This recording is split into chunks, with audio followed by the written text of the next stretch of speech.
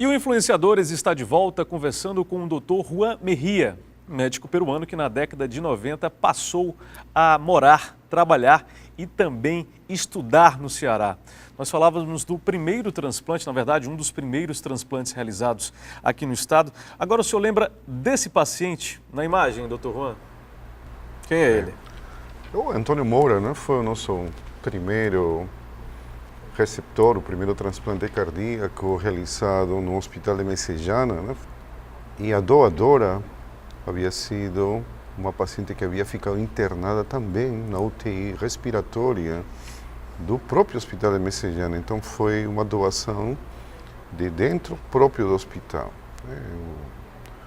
O Antônio Moura, ele teve problemas com esse primeiro coração e 6 anos depois foi retransplantado. Então ele foi transplantado 2 vezes, né? Nossa!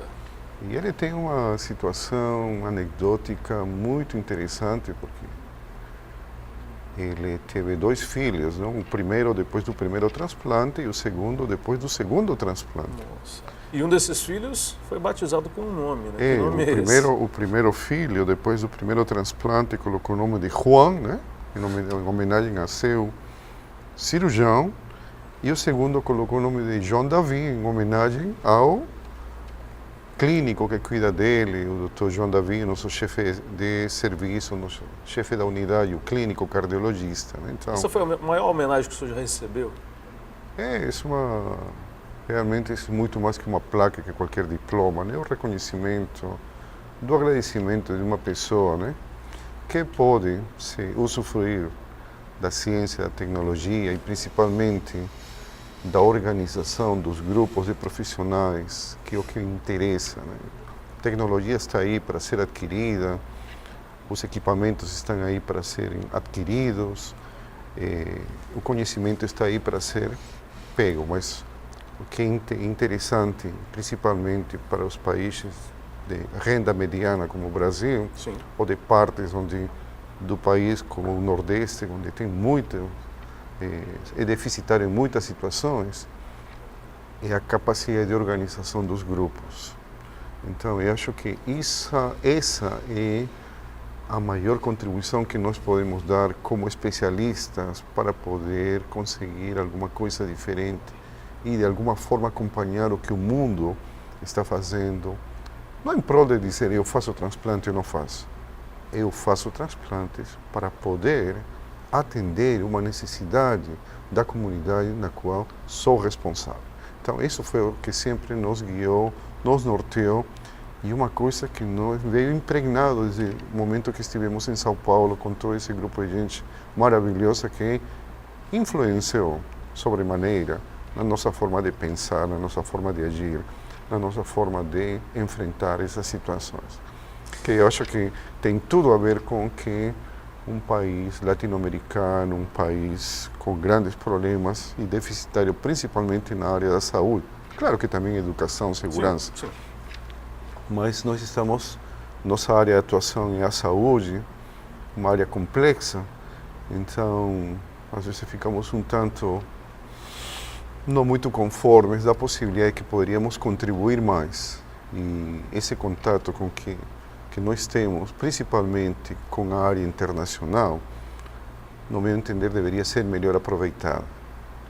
Passados 21 anos no Ceará, o senhor é hoje coordenador cirúrgico do programa de transplante cardíaco do Hospital de Messejana, em Fortaleza, hospital esse que é vinculado à Secretaria de Saúde do Estado. E é sob essa coordenação, né, que o hospital realiza, em média, 30 transplantes desse tipo por ano, né, transplantes cardíacos. É um número satisfatório, doutor Juan? É um número importante para a média nacional, está acima da média nacional, né? Mas nós poderíamos fazer mais. Eu acho que está na hora, já um serviço com mais de 20 anos, precisa contribuir não só com o esforço, que de fato nós já fazemos. Sim.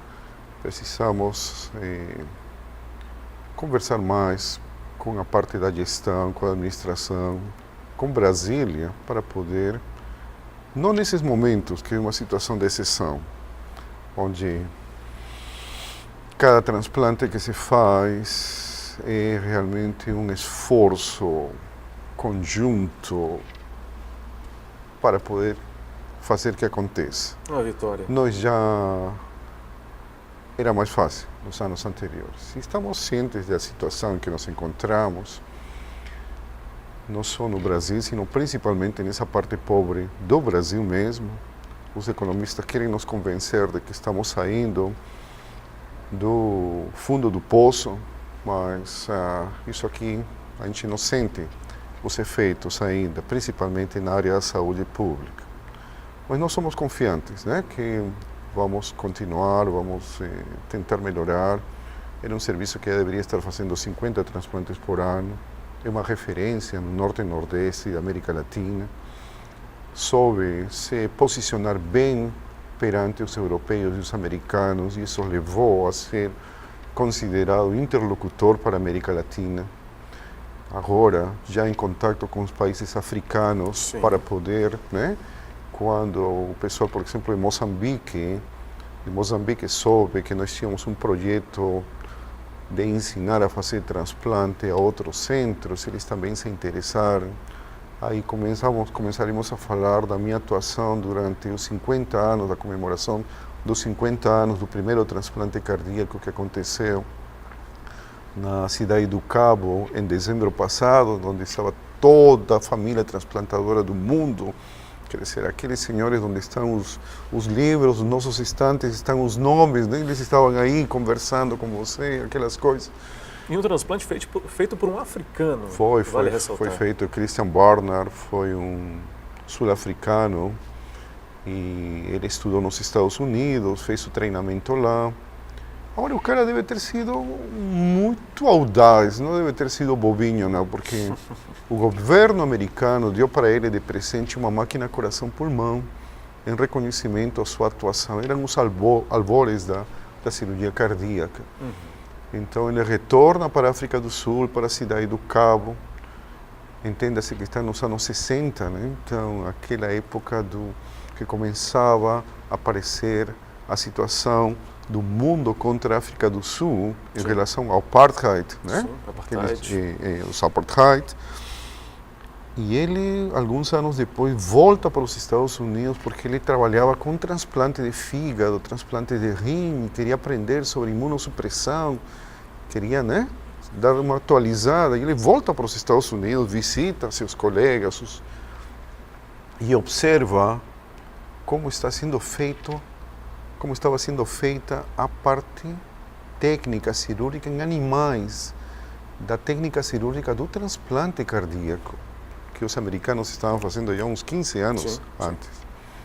Ele observa, vê e percebe que dá para realizar em seres humanos. Ele se convence, porque existe um aforismo na cirurgia cardíaca e na cirurgia como um todo, né?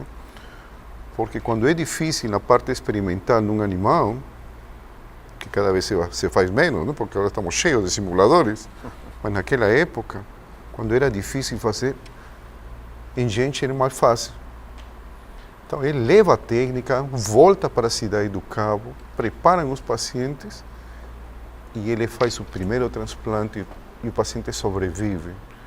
E passou na frente de todos os americanos, né, que estavam já prontos, preparados, que haviam feito muita cirurgia experimental, haviam publicado aquelas coisas. E os americanos nunca perdoaram ele por essa situação, mas eu acho que para nós é válido, e para o mundo é válido, né? A capacidade de empreendedorismo, a capacidade de não se acomodar, a capacidade de poder evitar aqueles mitos de que determinadas coisas, atitudes, ações só podem ser feitas em lugares imponentes, com grandes recursos. Somente no primeiro mundo. No primeiro mundo, quando você pode fazer o esforço de fazer uma coisa calculada, bem feita, organizada e principalmente com pé no chão para poder conseguir. E então eu costumo, humildemente, tentar fazer um paralelo que Christian Barnard fez na África do Sul, o que nós fizemos com o Dr. Valdester e a equipe toda nossa aqui no Ceará, né? Um lugar onde ninguém acreditaria que poderia ter sido feito nesses 20 anos tantos transplantes, mais de 400 transplantes, mais de 60 crianças, aí 55 crianças operadas, não é? De transplante, onde um lugar onde somente se fazia em São Paulo, em Rio Grande do Sul, talvez em Minas Gerais, e foi feito no Nordeste. Agora já feito em Recife também, eles vieram aqui, treinaram conosco. Nós estamos treinando o pessoal de Salvador, que vai começar a transplantar, Espírito Santo, que já começou a transplantar, Rio Grande do Norte está pronto para começar a transplantar, São Luís, né? E alguns grupos do Rio de Janeiro, inclusive. Mas estou falando de 20 anos atrás, estou falando daquela situação que um grupo de jovens decidiu enfrentar e não se acomodar. Eu acho que é por isso que é bonito lembrar essas coisas 20 anos depois. Para lembrar. Agora, falando especificamente de doação, Dr. Juan, na Colômbia e no Chile, as leis de doação de órgãos e tecidos foram alteradas recentemente. Que alterações foram essas? Foram em relação a que o corpo é do Estado. Então, é o que chamam da doação presumida, né? Então, voltaram para... Isso vai e volta. Sim. Mas, nesses casos, se você expressamente não colocou no cartório que não queria ser doador, você é um doador. Ou seja, as pessoas que em vida não deixarem um registro aí de que não querem doar seus órgãos, automaticamente, registrando-se, obviamente, a morte cerebral, isso. Então, elas passam a ser automaticamente doadoras. Então, é claro que sempre vai ter uma negociação com a família, aquelas coisas, mas muda o conceito. Mas, aqui no Brasil tentou-se fazer isso aí com o governador Lúcio Alcântara, quando era senador também, mas existiu um movimento contrário que não permitiu porque teria facilitado. Enfim, hoje no Brasil, quem decide é a família, né? A família do paciente que faleceu, que é doador de órgãos. Sim. E por isso que é interessante comentar com sua família seu interesse, sua vontade de eventualmente, né, ser um doador de órgãos, o que facilita muito. Tem algumas alterações em relação à normatização da morte encefálica, que já estão começando a se sentir favoráveis, né? Antes, para um diagnóstico de morte encefálica, aquela situação irreversível do cérebro e do tronco encefálico, tinha que ser com um intervalo de 6 horas, né? Por 2 profissionais diferentes, um deles tinha que ser neurologista, aquelas coisas, ou neurocirurgião. Agora o intervalo diminuiu para 1 hora. Essas 2 avaliações, não precisa de um neurocirurgião, de um neurologista, pode ser o próprio intensivista ou 2 intensivistas. Então essas coisas eu acho que estão ajudando a melhorar e vamos ver seguramente nas estatísticas do final do ano, do próximo ano, como foi a resposta a essas medidas que foram adotadas no final do ano passado. Essa realidade que nós vemos hoje na Colômbia e no Chile ainda é uma realidade muito distante para o Brasil? Quando se fala de transplante cardíaco, eu posso falar com conhecimento de causa. Eu estudei muito, eu converso com todas as lideranças dos países latino-americanos, até porque eu sou responsável perante os americanos e os europeus nos congressos de mostrar como está o transplante cardíaco na América Latina e, além disso, uma coisa que vamos conversar daqui a pouco, sobre a assistência circulatória mecânica, o coração artificial. Sim. Então eu tive o trabalho junto com a minha equipe de entrar nas estatísticas, às vezes mais complicadas que o próprio Brasil, de toda a América Latina, e saber qual é a situação atual do transplante cardíaco. E o Brasil disparadamente é bem melhor, certo? Então o Brasil está fazendo 380, caminha para os 400 transplantes por ano. É pouco, mas se se compara com os 30, 40 transplantes na média dos demais países latino-americanos, a Argentina faz um pouquinho mais, mas sabe, o Brasil desponta em relação aos outros. Mas ainda assim é muito pouco. Sim, porque... Por que o brasileiro ainda tem tanta resistência em ser doador de órgãos, Dr. Juan? Isso já tem sido diagnosticado e tem que ser atacado em cada uma das causas desse diagnóstico, por que se doa tão pouco. Sim. Então, uma negativa familiar ainda em torno de 50%, que não sai do canto, né? Não sai do canto. Acho que precisa aprofundar e fazer coisas diferentes das que estão sendo feitas, né? Que fazem campanhas pontuais, fazem campanhas nacionais, fazem campanhas que tentam informar, tentam conduzir, tentam reverter, tentam cativar ao público em favor da doação de órgãos. Mas o que está acontecendo? Por que se chegou a um platô e não sai do canto? Então, uma das minhas afirmações é que não é para fazer campanha nacional. É claro, você pode fazer uma campanha guarda-chuva, mas tem que ser campanhas regionais, com a linguagem própria. Mais próxima das pessoas. Mais próxima das pessoas, com os artistas mais próximos dos locais, com os atletas próximos, com desportistas próximos, com situações mais... né? Para poder chegar em mais fácil. Eu me lembro que uma das campanhas de doação de sangue aqui no Ceará, que foi assim, sucesso, era quando colocaram os humoristas daqui do Ceará falando para puxar a campanha. Então, eu extrapolando essa situação para a doação de órgãos como um todo, acho que poderia ser feito. Quando você vai para os Estados Unidos ou na Europa e vê as campanhas, e obviamente você é especialista, tem que comparar, você observa que cada região, cada país, cada time de basquete é isso próprio, não é aquela coisa que é a seleção de basquete, não. Então, tem os Lakers, tem o pessoal do New York, tem o pessoal, então cada um, ou de beisebol, ou de outras coisas, futebol americano. Então tem que ter um pouquinho, sabe, diferenciado também, mais autonomia para as centrais de transplante. Está muito centralizado em Brasília. E tem que ter administrativamente uma coisa diferente que está feita. Então, quando fomos convidados, e nós fomos uma forma de missão brasileira à Central de Transplantes Americana, em Richmond, na Virgínia, disso aqui uns mais ou menos 10 anos atrás, nós encontramos uma central de transplantes que era a NASA.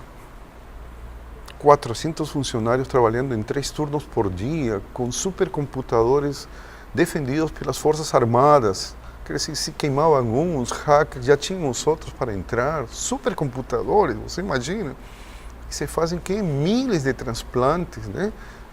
2.500 transplantes de coração por ano. Ainda não conseguimos chegar aos 400.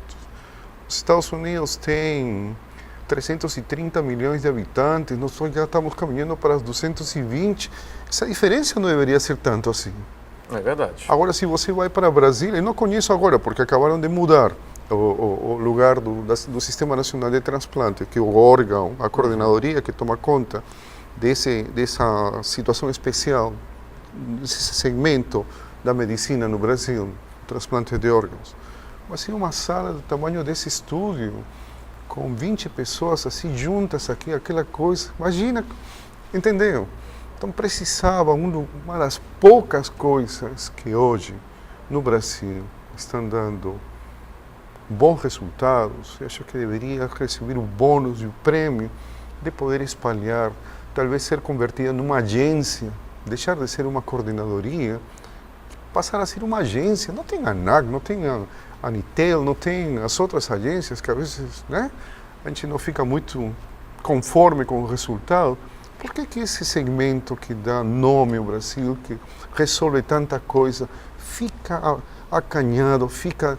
Eu faria diferente. Desculpe que estar falando essas coisas, mas eu acho que o seu televidente, seu ouvinte, seu espectador está cansado daquele que essas coisas. Vamos falar aqui do que poderia ser feito. Se amanhã já não estou mais no Hospital de Messejana por falar demais, já foi culpa de você. É por isso que ele é influenciador. Dr. Juan Merria, coordenador do programa de transplante cardíaco do Hospital de Messejana, referência em todo o Brasil. A gente volta daqui a pouco aqui no Influenciadores.